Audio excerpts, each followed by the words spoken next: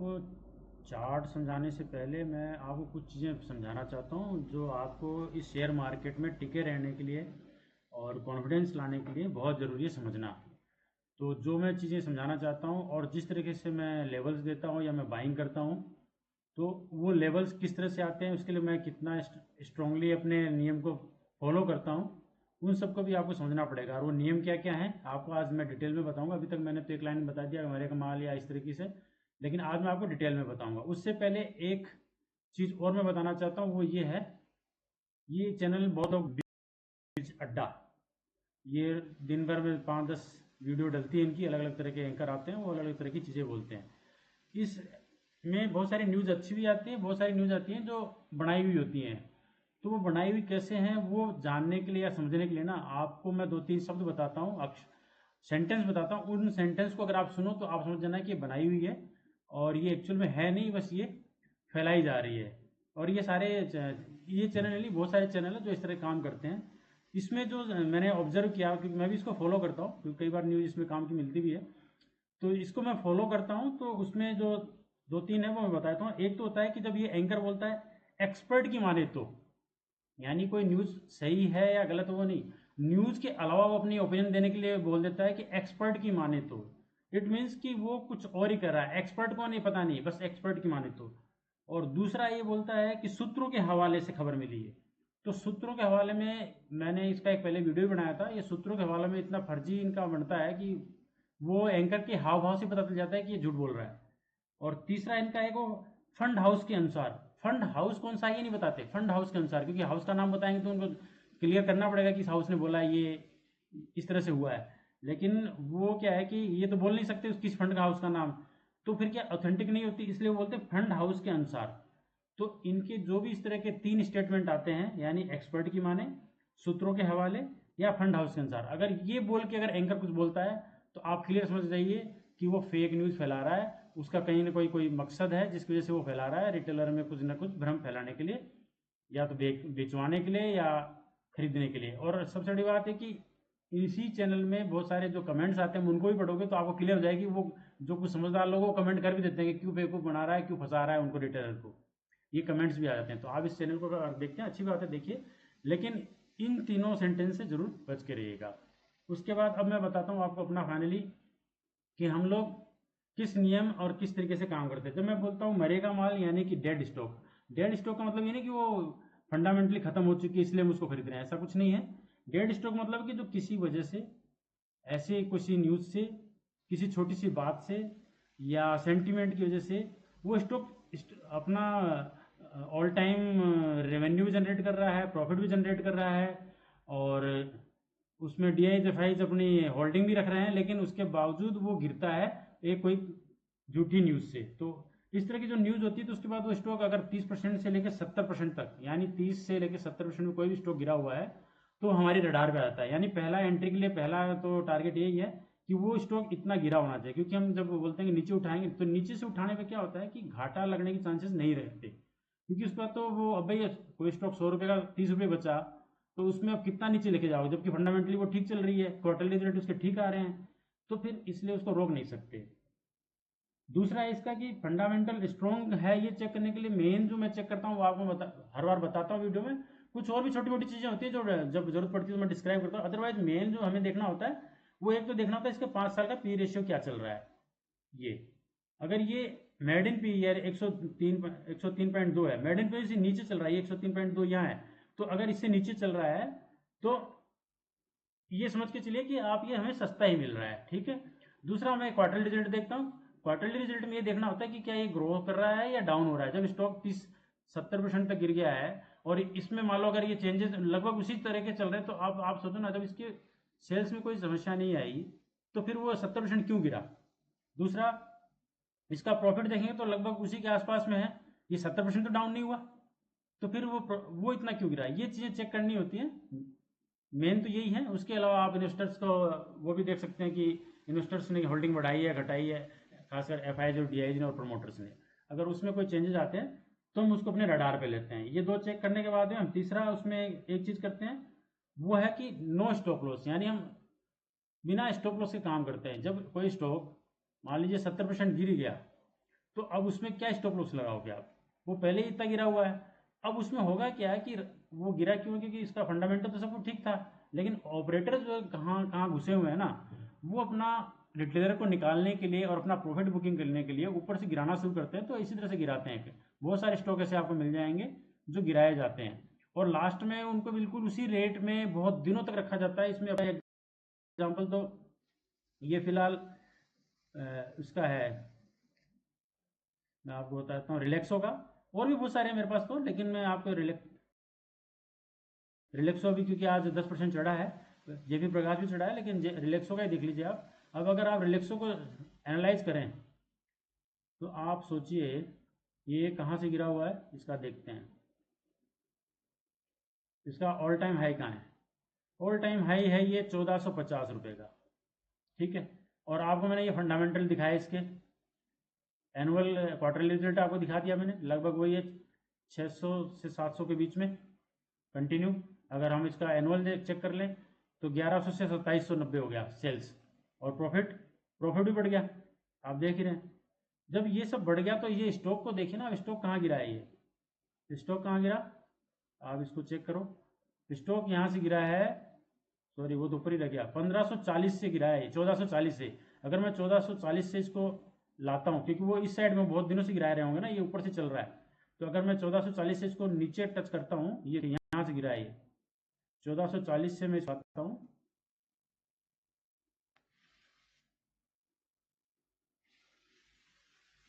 तो ये कहाँ तक गिरा? ये लास्ट यहाँ तक आया था, हमारी बाइंग लेवल तक।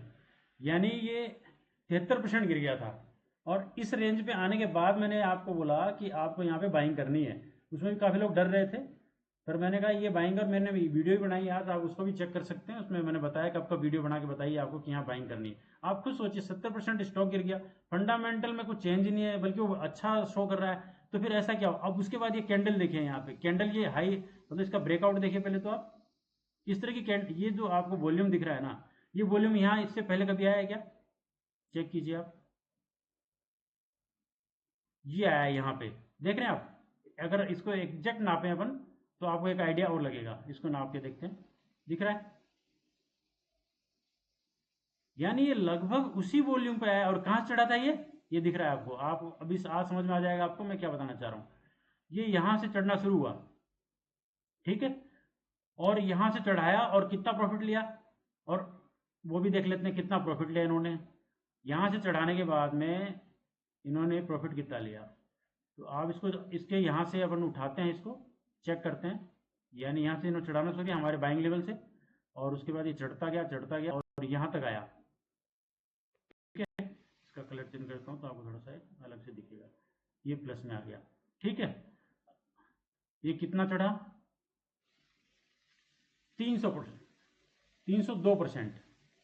यानी ये 3 गुना हुआ। कितने दिन में हुआ? अगर आप यहीं से काउंट करना शुरू करते हैं इसको, और यहाँ तक जाएगा ये, तो यहाँ लिखा हुआ है 700 दिन वर्किंग डेज हैं, वैसे 1000 दिन, 1029। तो कितने साल हुए? लगभग 3 साल तो हो गए। 3 साल में 300%, यानी 3 गुना हो गया। तो अब इससे ज़्यादा वो ऑपरेटर करेगा क्या? कितना मतलब कब तक होल्ड करेगा उसको? उसके बाद इसने यहाँ से गिराना शुरू किया इसको। आप फंडामेंटल में देख रहे हैं, ये आप देख रहे हैं 20 यानी 19 से 2019 से देख रहे हैं आप। और अगर हम इसमें देखें, ये हम 14 से देख रहे हैं, ठीक है। फंडामेंटल कंटिन्यू चल रहा है, और ये 19 में ये था। इसके बाद से ये कंटिन्यू उसी लगभग लेवल में है, कोई डाउन नहीं हुआ है, ऊपर ही है। तो फिर ऐसा क्या हुआ कि ये स्टॉक इतना गिर गया? कुछ नहीं होता है, ये ऑपरेटर हैं, और ऑपरेटर ही इसको गिराते हैं, और ऑपरेटर ही स्टॉक को चढ़ाते हैं।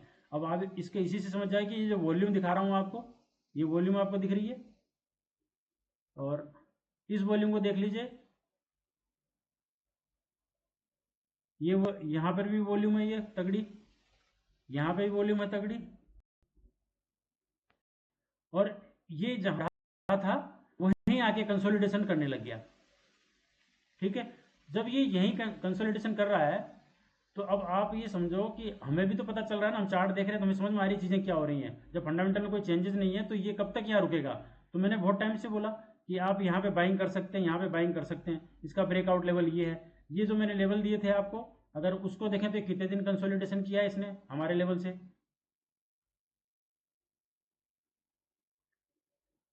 मतलब 137 दिन, और वर्किंग डे में देखे तो लगभग 3 महीने इसने यहाँ कंस्ट्रक्शन किया और उसके बाद इसने ब्रेकआउट दे दिया। ठीक है, और वॉल्यूम आपको दिखा दिया कि ये वॉल्यूम आज से पहले 2019 में आई थी, उससे पहले उसके बीच में कहीं भी वॉल्यूम दिखेगा ही नहीं आपको। तो ये पड़ेंगी चीज़ों को, ये वॉल्यूम। ठीक है, इसको एनालाइज करना पड़ेगा, समझना पड़ेगा, और वही सब मैं समझ के आपको आपके लिए बताता हूँ। और लेकिन आप डरे हुए होते हैं कि 70% गिरा हुआ है, 73% गिरा हुआ, तो आप सोचते हैं ये तो बर्बाद हो जाएगा। और फिर इसके खिलाफ क्या कि न्यूज़ बहुत चलाई जाती है, इस तरह के जो चैनल्स हैं या यूट्यूब चैनल्स हैं उनमें न्यूज़ भी चलाई जाती है इनके लिए, ताकि रिटेलर यहाँ सारा माल भेज दें।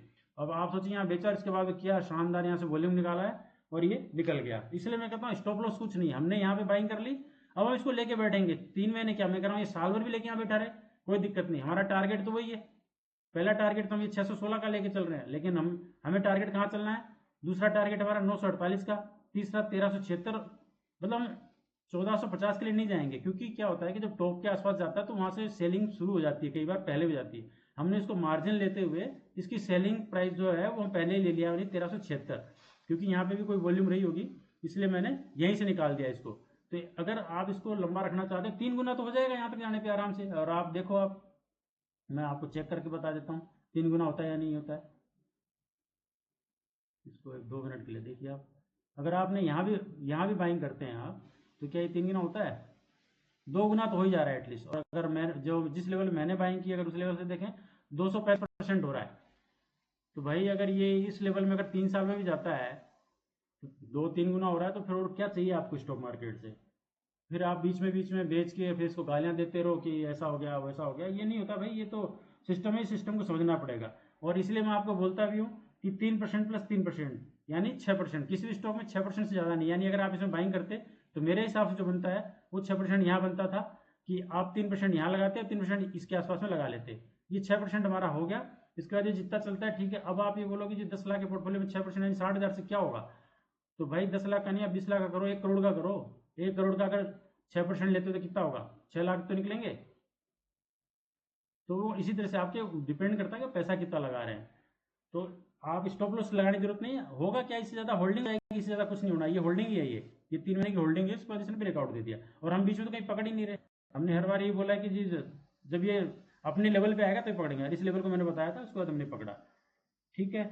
उसके बाद एक चीज़ और बताना चाहूँगा कि उधार के पैसे लेके शेयर कभी नहीं खरीदना है, क्योंकि ये मार्केट है, मार्केट में आप देख रहे हैं, आपने उधार के पैसे से अगर इसी को खरीदा होता और आपको समझ आने में आपका पोर्टफोलियो क्या होता, और आप में इतना पेशेंस नहीं होता कि आप यहाँ पे दिन तक होल्डिंग करते 3 साल की, और उसके बाद 3 साल ये प्लस होने के लिए भी होल्डिंग करते। तो ऐसा संभव नहीं है। इसलिए उधार का पैसा लेके कभी भी आपको इन्वेस्टिंग नहीं करनी है, ये मान के चलिए। उसके अलावा मैं एक चीज़ और बता देता हूँ कि जब भी हम कोई स्टॉक खरीदते हैं तो उसको टारगेट से पहले नहीं बेचना है। टारगेट शॉर्ट टर्म हो सकता है, मिड टर्म हो सकता है, लॉन्ग टर्म हो सकता है, लेकिन वो टारगेट पे ही बेचना है। जैसे इसका शॉर्ट टर्म टारगेट ये है 616 रुपये का। तो अगर आपको जल्दी है, तो आपको डर लगता है, तो आप यहाँ बेच सकते हैं, एटलीस्ट कुछ तो मिल जाएगा। लेकिन अगर आप लंबा रखना चाहते हैं तो मेरे हिसाब से इसके लिए भी रख सकते हैं, कोई इश्यू नहीं है। और जैसा कि मैं पहले बताया था, इस तरह के जो चैनल्स होते हैं इनको देखने की जरूरत नहीं है, ये सब आपको भ्रम फैलाने के लिए होते हैं। और जिस स्टॉक का आपने खरीद लिया, उस स्टॉक की कोई भी न्यूज़ ना किसी यूट्यूब चैनल पे ना किसी टीवी चैनल पे देखना है कि उसमें क्या चल रहा है, आप उसको छोड़ दीजिए। आपने अपने लेवल पे बाइंग किए, वो लेवल जब आएगा तो सेल करना, अदरवाइज वो लेके बैठिए। 3 साल बैठेंगे कोई दिक्कत नहीं है, वो आपको अच्छा देके जाएगा। लेकिन स्टॉप लॉस नहीं लगाना किसी भी हालत में। स्टॉप लॉस सिर्फ 2 जगह लगता है, या तो आप इंट्राडे कर रहे हैं या एफ एंड ओ कर रहे हैं। हम वो दोनों ही नहीं कर रहे, इसलिए हमें इसकी कोई जरूरत नहीं है। उसमें स्ट्रिक्ट स्टॉप लॉस लगाना होता है, इसमें बिल्कुल भी हमें जरूरत नहीं है। हालांकि अब जो मार्केट चलने लग जाएगा उसके बाद देखना बहुत सारे चैनल बोलने लग जाएंगी टारगेट ये है, बाइंग प्राइस ये है और स्टॉप लॉस ये है, सारे बोलेंगे एक सुर में बोलेंगे। आप देखते जाना मेरी बात, अगर आप पुराने हैं 1-2 साल तो आपने सुना भी होगा स्टॉप लॉस के बिना आपको घाटा हो जाएगा। और सारा बेवकूफ बनाते हैं। स्टॉप लॉस हंटिंग होती है, आपका स्टॉप लॉस वो मार के और फिर चले जाएंगे वापिस ऊपर, ऐसा ही होता है। और एक चीज़ और ध्यान रखा कि जिस फर्म में ईडी या सीबीआई घुस जाती है, यानी कि उसमें कोई ऐसी फ्रॉड होता है या कुछ इस तरह से मैनिपुलेशन होता है जिसमें ईडी या सीबीआई, सेबी की बात नहीं कर रहा हूँ, सेबी वाला तो झेल लेता है, लेकिन अगर ईडी और सीबीआई घुस गई तो उस स्टॉक से तुरंत निकल जाना। उसमें फिर आपको प्रॉफिट है नुकसान है कोई बात नहीं, क्योंकि अब वो कोर्ट का मैटर हो गया और कब तक चलेगा, कब उसमें क्लियर होगा कोई पता नहीं। ऐसे बहुत सारे एग्जांपल हैं, आप चाहे तो डेल्टा कॉप को देख सकते हैं। उसमें तो हालांकि जीएसटी का मैटर था, तब भी वो इतना नीचे चला गया। अभी कल भी कोई एक था, उसको भी डिस्कस किया था मैंने, वो उसमें भी ईडी घुसी हुई थी और उसको 3% कितना होल्डिंग सीज कर दिया था, तो उसके बाद आप समझिए कि वो उसका क्या होगा। कोई एल्गो एल्गो ट्रेडिंग वाली कंपनी थी। और आपको क्या करना है, हमेशा ऑपरेटर के साथ चलना है। और ऑपरेटर कैसे काम करता है वो मैं आपको बता चुका हूँ। वो एक लेवल पे बाइंग करता है, उसको धीरे धीरे धीरे करके ऊपर ले जाता है और ऊपर लाके फिर धीरे धीरे धीरे धीरे करके नीचे छोड़ता है। तो आपको भी लेवल पे, यानी अब यहाँ नहीं फंसना है। अब यहाँ से ये ब्रेकआउट होने शुरू हो जाएंगे और न्यूज चलनी हो जाएगी, आपको बिल्कुल नहीं सुनना। हम इस लेवल करेंगे, लेके बैठे रहेंगे, कोई जल्दी नहीं है। पैसा कमाने की जल्दी मत कीजिए, पैसा फिर आएगा। और आप जल्दीबाजी करेंगे कि शेयर मार्केट में आएंगे तो एफडी में 7% मिलता है, यहाँ 70% नहीं, हम तो 700% निकालेंगे और 2 महीने में निकालेंगे। तो भाई आप गलत मार्केट में आ गए, इस मार्केट में मत आइए। और ना इस मार्केट को गाली देने की जरूरत है, क्योंकि इस तरह से होता भी नहीं है। आपको पेशेंस रखना पड़ेगा, और पेशेंस के लिए आपको मेरे पड़ेगा, लाइक भी करना पड़ेगा। और ये मैंने पहले लिखा है, पेशेंस इज मैंडेटरी, ये बहुत ही जरूरी है। इसके बिना आप पैसा कमा ही नहीं सकते। इन्वेस्टिंग में तो किसी भी हालत में नहीं कमा सकते, मेरी गारंटी है। और एंट्री एग्जिट लेवल के लिए आप मेरे चैनल को देखते रहिए, सब्सक्राइब कीजिए और उनको भी फॉरवर्ड कीजिए जिनको आप जानते हैं। हालांकि मैं ऐसा बोलता हूँ, लेकिन 99% मैं कह सकता हूँ कि लोग फॉरवर्ड नहीं करते। लोग सिर्फ अपना इमेज बनाने के लिए बस चैनल देखते हैं और फिर बाद में इधर उधर बातें बताते रहते हैं कि ये इतने में हो जाएगा। मैं बता रहा हूँ ना, ये मैंने सुना है इसलिए मैं बता रहा हूँ, ऐसा होता है कि फॉरवर्ड नहीं किया जाता है। ये जाएगा तो अपनी मर्जी से जाएगा, आपके फॉरवर्ड करने से शायद ना भी जाए। और आप अच्छे हैं तो हो सकता है फॉरवर्ड कर देंगे, बढ़िया खुशी की बात है। और हम जब लेते हैं तो जो प्रॉफिट कमाते हैं उसको उसी, मतलब आप अगर जरूरत हो तो निकालें, अदरवाइज उसको उसी में डालते रहे, उस प्रॉफिट के साथ में उसमें ऐड करते रहेंगे तो आप मानिए चलिए कंपाउंडिंग का बहुत अच्छा रिजल्ट आता है। और मैं तो ये गारंटी देता हूँ आपको। गारंटी हालांकि कोई नहीं देता, लेकिन मैं फिर भी दे रहा हूँ। अगर मेरी स्टाइल में आप चलेंगे तो 1 साल में 40 से 50% मैं आपको कमा के दूंगा ही। 3 साल के साइकिल के साथ चलेंगे तो आपको डबल तो पक्का मिलेगा। और अगर 3 साल में कोई चीज़ डबल होती है तो वो 10 साल में 10 गुना होती है और 20 साल में 100 गुना होती है। ये कंपाउंडिंग का रूल है, आप CAGR कैलकुलेटर चला के आप देख सकते हैं। तो अगर मेरी स्ट्रेटजी आपको ठीक लग रही है तो आप इसके साथ बने। अगर आप पहले से प्रॉफिटेबल हैं इस मार्केट में तो आप फिर इसको बिल्कुल ना देखें, उसी को फॉलो करें जिससे आप प्रॉफिट में आ रहे हैं। प्रॉफिट वाले को अगर आपने सीख लिया तो फिर दूसरे में घुसने की जरूरत नहीं है। दिमाग बिल्कुल मत लगाइए कि ये भी कर लूँ, वो डाइवर्ट होता है। बिल्कुल अर्जुन के की तरह दिमाग और आंख बिल्कुल लक्ष्य पे होना चाहिए, और स्ट्रेटजी को बिल्कुल बदलना नहीं है। ठीक है, तो मेरा इतना ही आपको कहना था। और अपना ख्याल रखिए और इन्वेस्टिंग करते रहिए और सीखते रहिए। और कोई समस्या है, आप किसी स्टॉक में फंसे हुए हैं तो आप मुझे कमेंट सेक्शन में बता सकते हैं। और अगर मेरी कोई बात गलत लग रही है या आप उससे सहमत नहीं, तो वो असहमति भी आप कमेंट सेक्शन में बता सकते हैं। मैं जानने की पूरी कोशिश करूंगा और उसको सुधारने की भी कोशिश करूंगा। चैनल अच्छा लग रहा है तो लाइक